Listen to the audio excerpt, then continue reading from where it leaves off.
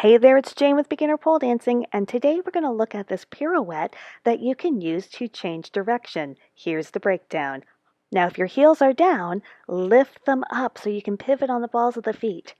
We're going to pull away from the pole. Inside foot's going to step forward. Now the outside hand and outside leg comes across.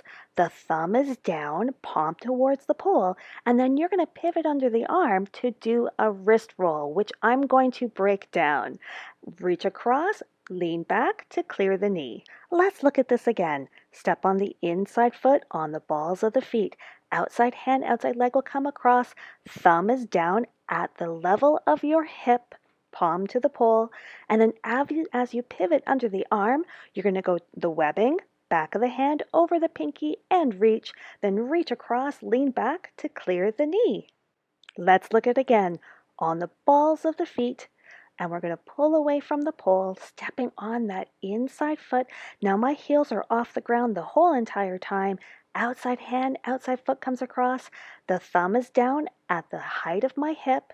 I'm going to pivot under the arm, and here comes that wrist roll, webbing, back of the hand over the pinky, and then reach.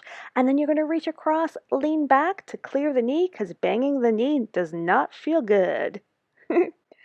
Now that outside leg is the leg that's going to do the full pirouette.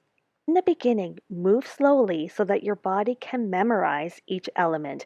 And then as you repeat, your body gets more comfortable with it. Give it a try and let me know how it goes in the comments below. Have fun!